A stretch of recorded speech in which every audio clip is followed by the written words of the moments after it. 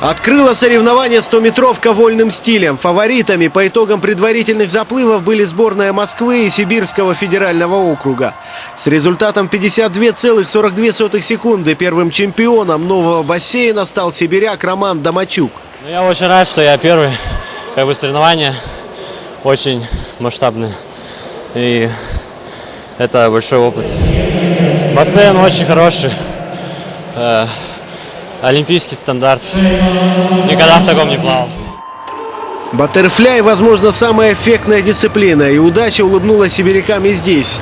Лучшим оказался Владимир Кудряшов, ну а первой среди девушек до финиша долетела бабочка из Москвы Виктория Ревина. Я оцениваю хорошо, я очень волновалась перед стартом. Вчера тоже очень волновалась. Чуть ли не до слез, не знаю, нервы были. Сейчас проплыла, все хорошо. Я очень счастлива, что я первая всегда ставила задачу перед заплывом.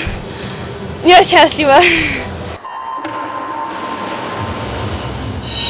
Трибуны скандируют «Саша, Саша, Саша». На третьей дорожке за призовое место борется Александр Гиллер из сборной Якутии. 16-летний якутянин Саша Гиллер во время квалификации на марафонских 1500 стал третьим. Во время решающего заплыва, несмотря на грамотную тактику, до бронзы Саше не хватило каких-то 3 секунд. У меня классическая тактика, я считаю, что нужно плыть равномерно, первую половину и вторую уже ускоряться. Я попробовал это сделать, но мне чуть-чуть не хватило, буквально 3 секунд. Но, возможно, самыми напряженными были командные соревнования на эстафете 4 по 100 метров. На предварительных заплывах лидерами были сибиряки. Затем шли москвичи и третьими уральцы. Но соревнования показали совершенно другую картину. Золото получила сборная Урала. Сибиряки стали вторыми. Бронза у москвичей.